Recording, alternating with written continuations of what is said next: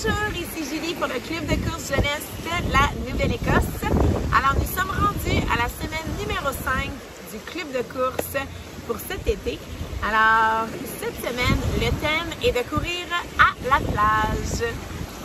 Donc, pour cette semaine, on t'invite à aller découvrir une belle plage de la Nouvelle-Écosse et d'aller faire une ou deux courses à la plage. Donc, la Nouvelle-Écosse est très particulière pour ses plages parce que tu peux trouver une plage à moins d'environ 70 km de ta maison partout. La Nouvelle-Écosse est entourée de l'océan, alors c'est très facile de trouver une plage.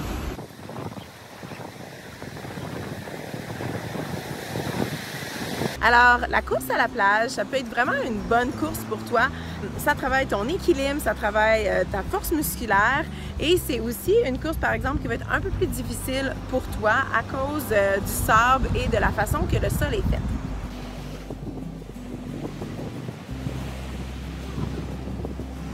Donc, quand tu cours à la plage, une chose à faire attention, c'est à tout ce qu'il y a dans le sable. Donc, par exemple, les roches, les crustacés. Donc, on recommande de courir avec des chaussures de course parce qu'on n'est pas souvent habitué, l'être humain, à courir sans chaussures. Donc, utilise tes chaussures de course. Une chose aussi qui pourrait être difficile, c'est la dénivellation. Donc, le sable s'en va en descendant, OK? Donc, tu as toujours une jambe qui va courir un peu plus basse que l'autre à cause qu'il y a une petite pente. Donc, c'est important de faire une distance pour aller et refais la même distance pour revenir. Comme ça, tes deux jambes vont travailler aussi la même force. Donc, si tu décides de courir sur du sable qui est mouillé, donc qui est un peu plus dur, c'est meilleur pour toi. Mais si tu cours sur du sable qui est sèche, donc du sable qui est un peu plus lourd, c'est aussi bon. Il faut juste vraiment que tu fasses attention à les endroits où est-ce que tu vas déposer tes pieds. Donc, va pas non plus trop loin sur la plage pour pas mettre trop d'impact sur tes tendons d'Achille et sur tes mollets aussi. Quand tu cours à la plage, essaye de faire des petits pas rapides et aussi à la place là, de atterrir seulement sur ta plante du pied. Essaye d'atterrir un peu plus comme sur tout ton pied pour avoir un peu plus de profondeur et de solidité dans le sable.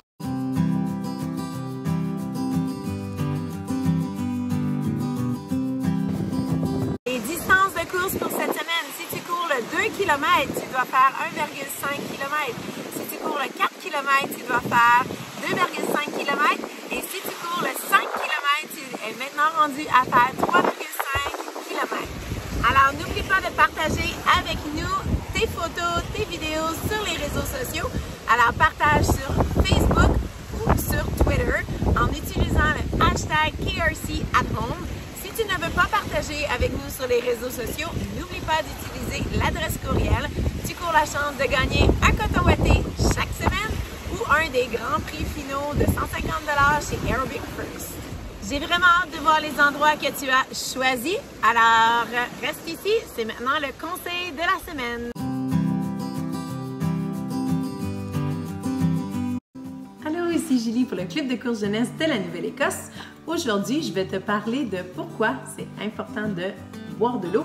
Alors, je vais te parler de l'hydratation. Je me suis pris un verre d'eau quand je suis revenue d'aller faire ma course. Donc, boire de l'eau, on appelle ça un besoin hydrique. Pourquoi c'est important de boire de l'eau? En fait, l'eau, ça transporte les nutriments dans ton corps, puis ça aide tes muscles à recevoir les nutriments qui sont essentiels. Donc, si tu as mangé des bons repas équilibrés, puis tu as eu des bonnes collations, bien l'eau va vraiment aider à faire promener tous ces nutriments-là, puis toutes ces vitamines-là dans ton corps.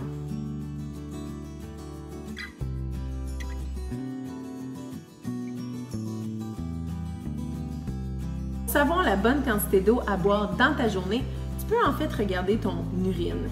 Donc, si ton urine est très très claire, peut-être que tu as bu un petit peu trop d'eau, mais si ton urine est d'une couleur jaune pâle, en fait, tu es sûrement bien hydraté. Et si ton urine est très très foncée, et qu'elle a même une odeur, eh bien, c'est sûrement parce que tu n'es vraiment pas assez hydraté, donc tu devrais boire de l'eau.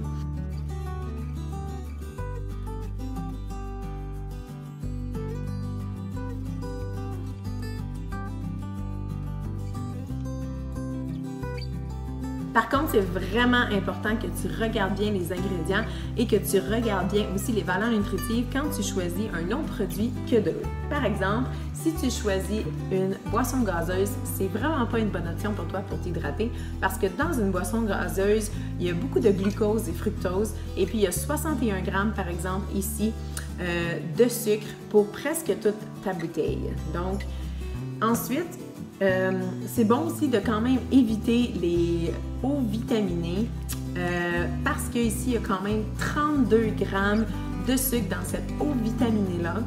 Donc, dans toute la bouteille, il y a 32 grammes de sucre. Ensuite, des jus, que c'est dit par exemple que c'est fait avec du vrai concentré de jus, bien des fois, c'est que justement le concentré contient beaucoup de sucre. Donc ici, pour un jus de concentré de pommes, 25 grammes de sucre. Une petite bouteille de jus comme ça que tu aurais tendance à prendre, pour une petite bouteille de jus comme ça, il y a 21 grammes de sucre. Je vais te montrer après à quoi ça ressemble. Donc, rappelle-toi ce que la nutritionniste nous avait dit à la semaine 3 quand elle nous avait parlé de la collation que tu devais prendre avant ton entraînement. Donc, elle nous a parlé, par exemple, que tu devais prendre des glucides qui sont nutritifs. Donc, que tu peux retrouver, par exemple, dans des fruits. OK? Alors, ces glucides-là, qui sont des glucides nutritifs, vont te donner de l'énergie et on appelle ça souvent comme des bons sucres. Dans les jus et les boissons vitaminées et les boissons énergisantes que je t'ai montrées, c'est pas des grammes de sucre qui sont des glucides nutritifs. OK? C'est du sucre comme celui-là. Et puis, 1 gramme de sucre est égal à 1 millilitre. Donc, dans une petite boîte de jus comme ça, tu as 200 millilitres et puis tu as 21 grammes de sucre. Donc, c'est comme si tu mangeais 2 bonnes cuillères de sucre, comme ça. Alors, c'est dans mes mains. Alors, c'est comme si tu mangeais 2 cuillères de sucre, comme ça. Le problème avec des glucides comme celle-là, des sucres comme ça, qui ne sont pas des glucides nutritifs comme dans la banane, c'est que ça ne va pas te donner une énergie qui est stable, OK? Puis ça ne va pas non plus t'apporter des vitamines dans ton corps.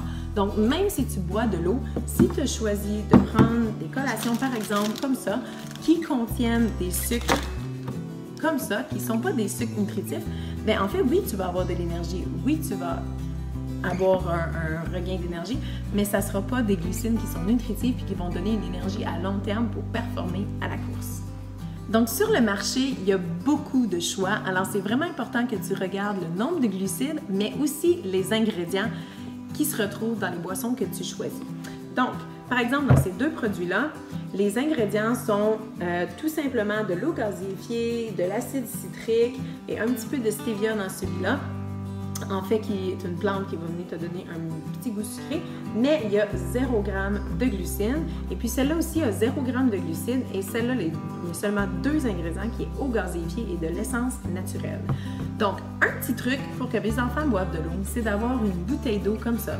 Puis je leur rajoute des fois des petits fruits, mais c'est d'avoir une bouteille d'eau comme ça et puis de savoir que c'est la quantité d'eau qu'ils doivent boire dans la journée. Et ce qu'on aime vraiment faire avec eux, c'est de faire un choix comme ça d'une eau. Chez nous, on appelle ça de l'eau spéciale. Alors, c'est une petite eau pétillante, aromatisée, avec pas de sucre dans les ingrédients et pas de glucides. Et puis, on fait tout simplement, on vient juste l'ajouter comme ça dans leur bouteille. Ça donne un petit peu de pétillant, ça donne un petit peu de goût. Puis, les enfants sont portés à boire un petit peu plus d'eau.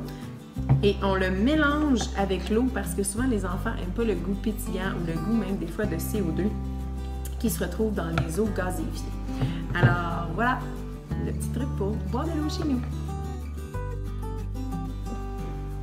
En fait, le choix de boire de l'eau aussi, c'est un choix qui est un peu plus économique, qui est un peu plus écologique. Si tu t'achètes une bouteille d'eau comme ça et que tu prends tout simplement de l'eau dans ton robinet, au Canada, on est chanceux, on a de l'eau potable, alors c'est beaucoup plus écologique et économique parce que regarde la quantité de bouteilles qu'il y a devant moi. Si tu bois toutes ces bouteilles-là, ça fait beaucoup de bouteilles de plastique qui se retrouvent au recyclage, mais quand même qui sont produites. Alors, beaucoup plus écologique et économique de t'acheter une belle bouteille et de te la remplir après chaque course ou chaque jour, en fait, pour boire de l'eau. Alors, j'espère que tu as aimé nos petits conseils pour boire de l'eau. On se revoit vendredi avec le Joggler. Bye!